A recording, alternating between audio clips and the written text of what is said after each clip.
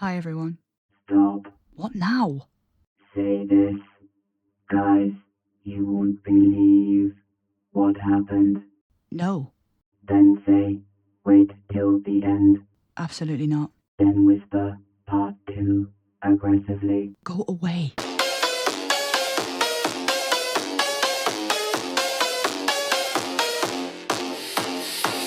Many summers ago, I saved a small bird who fell out of a chickadee nest. The poor thing had been rejected by its parents, and all my attempts to put it back were in vain. They didn't want it. They actively attacked it. Instead, I took the little fellow home. I fed him with soggy rice, cereal and hard-boiled egg yolk through an eye drop.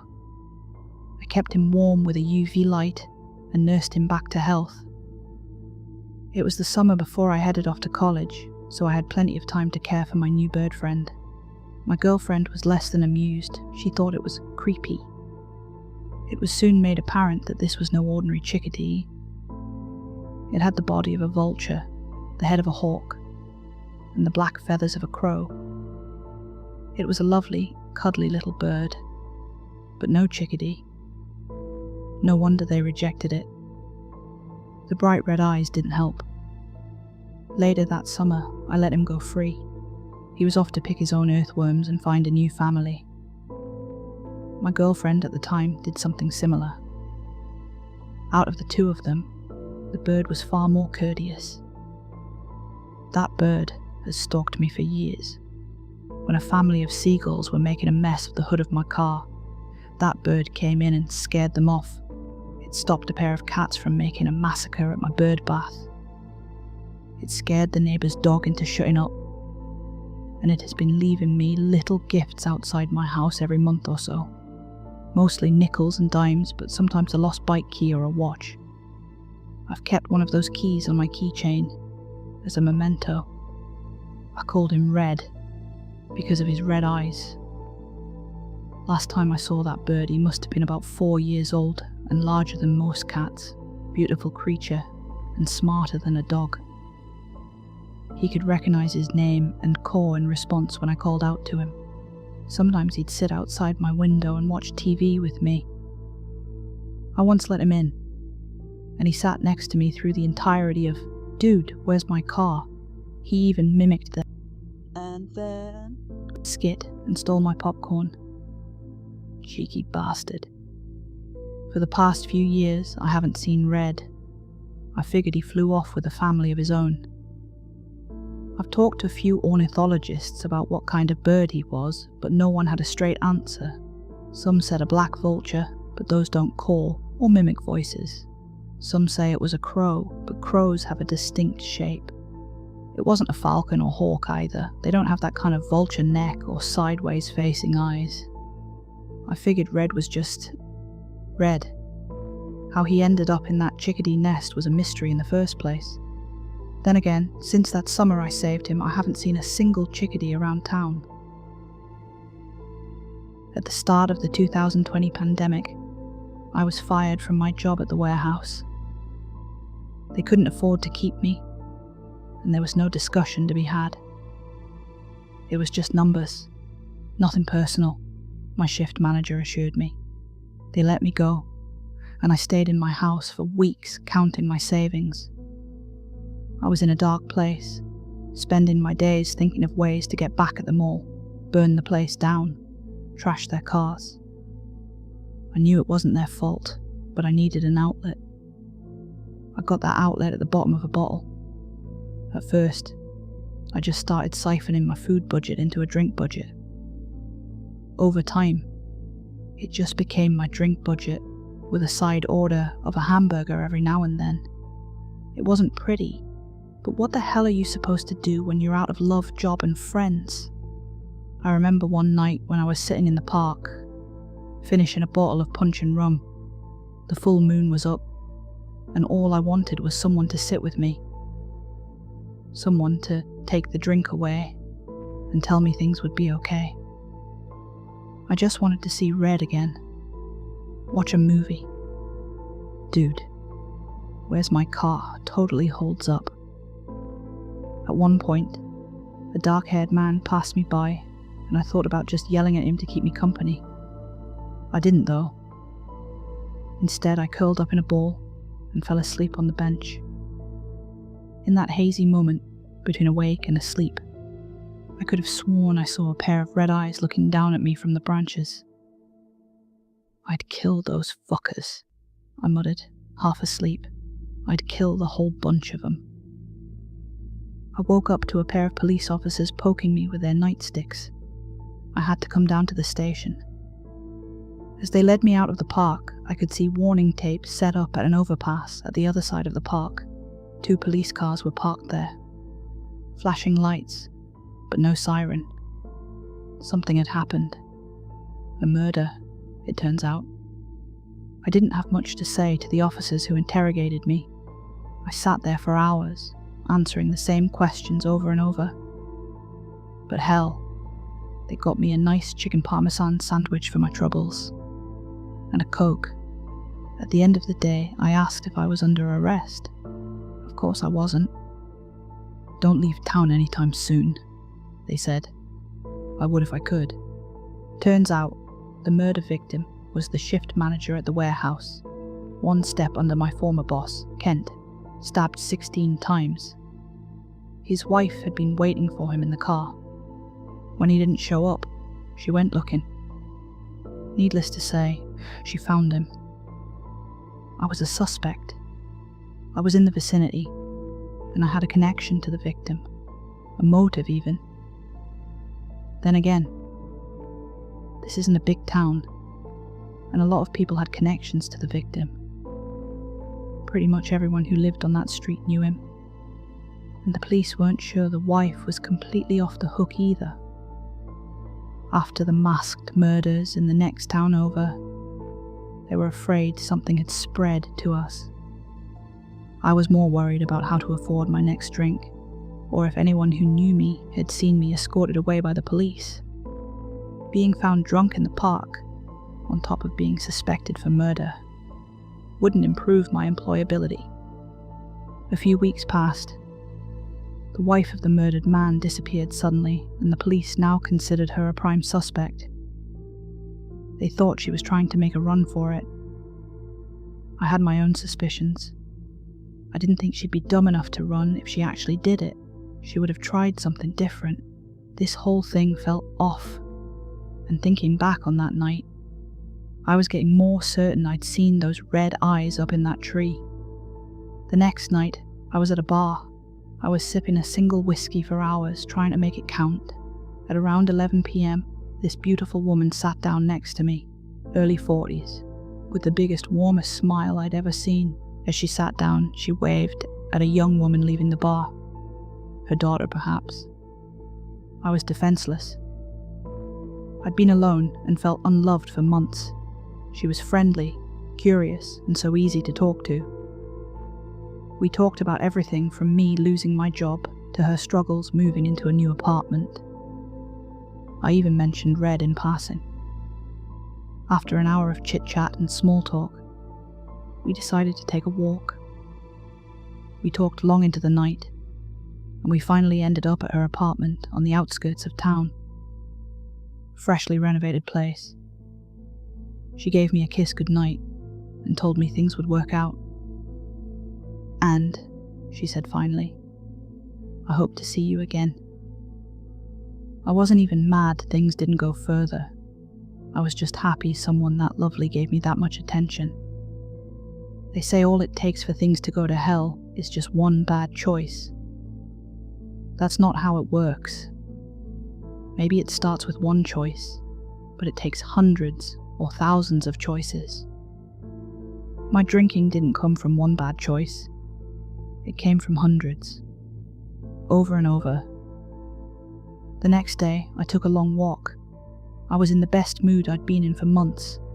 My mind was far away from the murder of my former shift manager, at first. But it didn't take long for something to remind me. In this case, the overpass. My anxiety came rushing back. I was convinced his wife hadn't skipped town. I was thinking, maybe they just hadn't found her yet. That brought out another uncomfortable thought. Why would someone kill the two of them, and not my former boss? Maybe they just hadn't gotten around to it yet. I wasted most of that day at home. A few drinks, watching Netflix, sending out a few applications. Nothing big, nothing I figured I'd ever get a response to. I'd been making tiny improvements to my CV for months. It looked as sharp as it was going to get. As the night came around, I decided that I should talk to my old boss in person. It was a dumb idea, but I wanted to make sure he could see there was no bad blood between us. Sure, I'd been mad at him at first, but all of this wasn't really his fault. I felt like I had to clear the air and wish him the best. And yeah, I'd had a few drinks. Not too many, but enough to make me think that was a good idea. Ken and his family lived in a house down by the lake. Great place, practically made for fishing. I took a long walk down that road, passing by 4 other houses on my way, when I finally got close enough to see the house in the distance. I noticed I wasn't alone. On the sidewalk, about 50 feet ahead of me, was a family. A man, a woman, a teenage daughter, and a young son. They were standing together, watching Kent's house from afar. I could only see their silhouettes as they stood in the darkness between spotty light posts. I approached them. When I got closer, they turned around. I'd seen these people before. The father had been in the park that night when the shift manager was murdered. The daughter had been at the bar where I met. Yeah, the mother of the family was the same woman who took me to her home the other night. She looked so pleased to see me. That gorgeous smile. Had it always been so sinister? The only one I didn't recognize was their youngest son. He looked to be around 10 to 13 years old, with the same black hair as the rest of the family. They were all so symmetrical. Warm, beautiful people. Just seeing them on the street was like something out of a fashion magazine. They all smiled at me in unison. I took a few steps closer, raising a hand to say hi. The kid rushed me and almost tackled me to the ground with a big hug. I'm sorry, who are you people? I asked. You never caught my name. The mother smiled. That's fine. Fine, nodded the husband. Fine, said the daughter. The boy skipped back to his family. They all had the same dark hair, the same pale complexion, the same intense look in their eyes. The mother took a few steps forward. I wanted to run, but I had a feeling I wouldn't get far. I was a gazelle trying to stare down a lion. I had a great time, she smiled. I just wanted to thank you. No need, I nodded. The father of the family didn't seem to care, not a twitch in his stone-like face. I had a great time too, I admitted. I know you did. She smiled back. She leaned in, as if to kiss my cheek. There was something familiar about her smell. Her voice dropped. I'm doing this for my boy, she whispered. I don't care for you. What? What are you doing?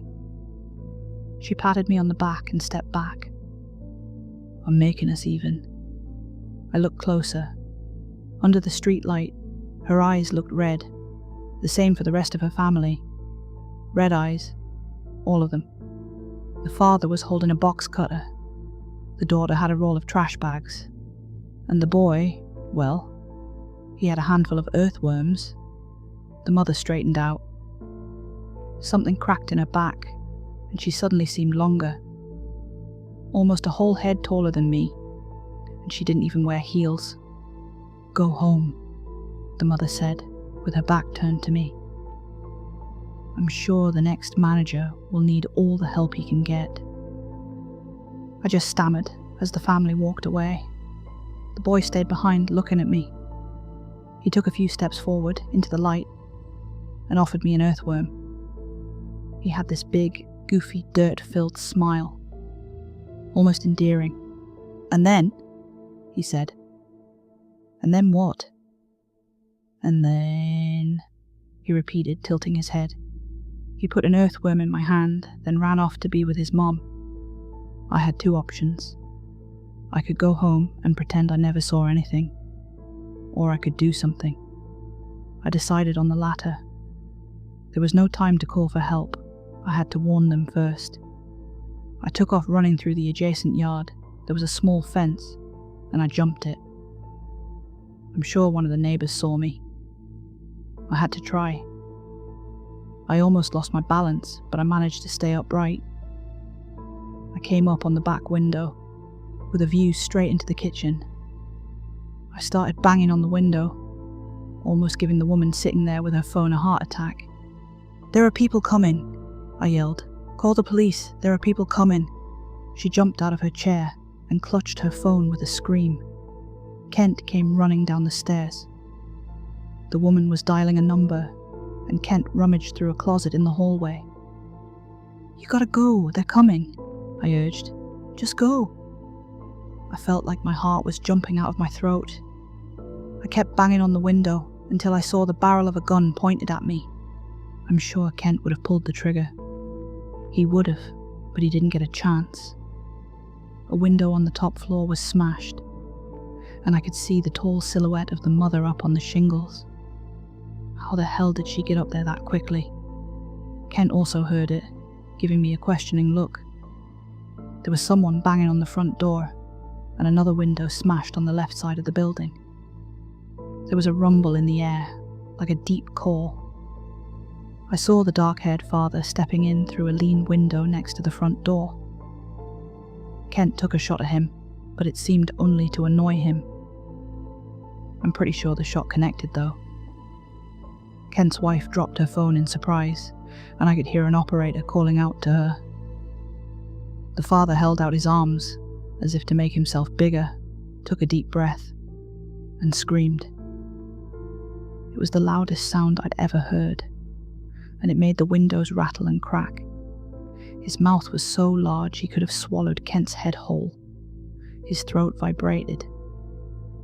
Kent and his wife started bleeding from their ears. Mine were just ringing, but the two of them were crawling on the floor, trying to catch their balance. I tried the back door, but it was locked. I went back to the kitchen window, looked away, and smashed it with my elbow.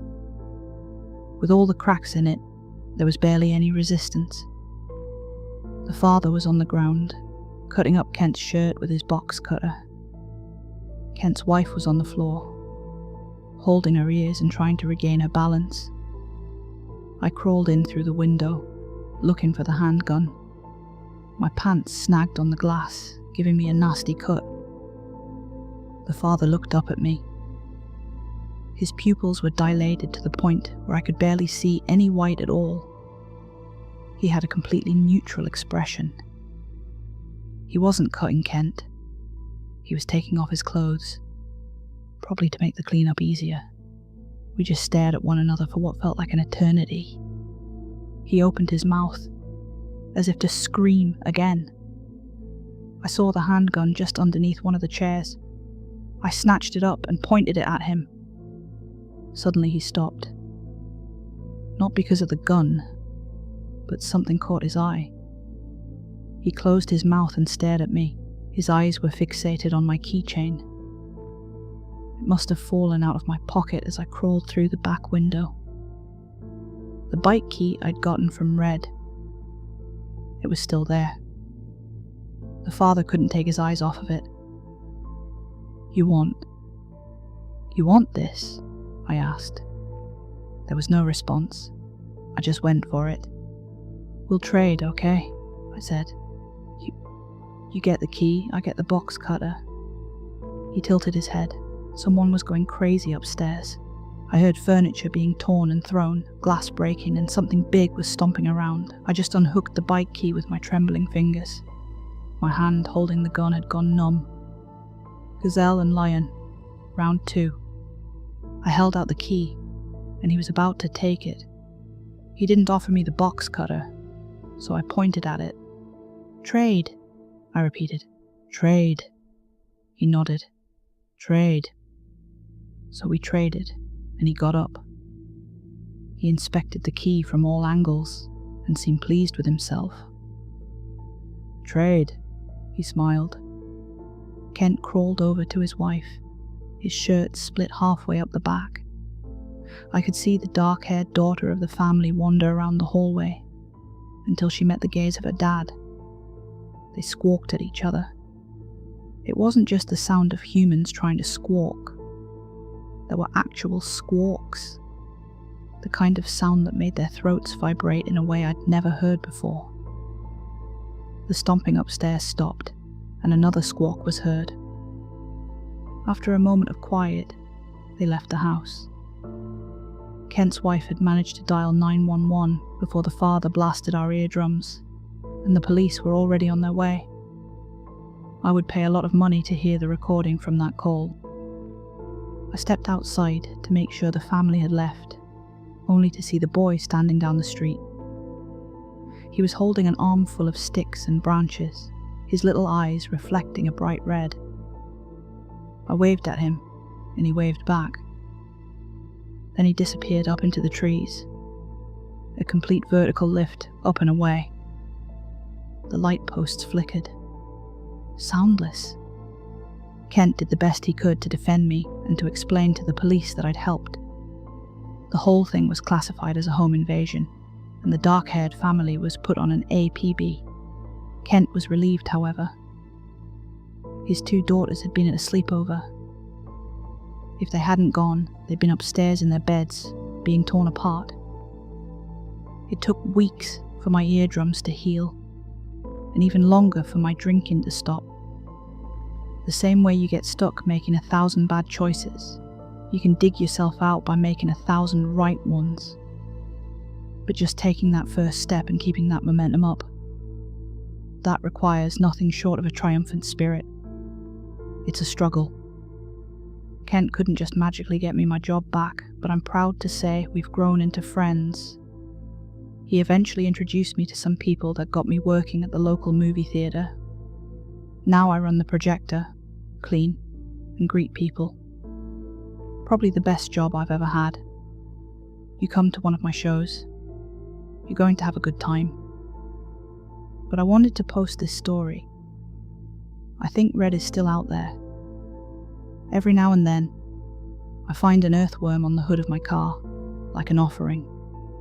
There are still no cats around to bother the birds at the bird bath.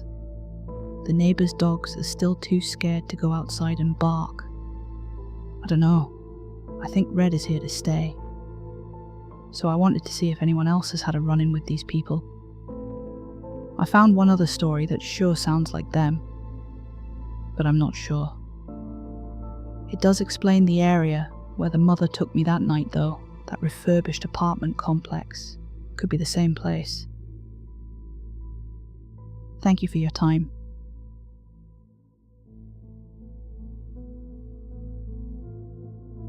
Hi everyone, thanks for watching. Pointless. What?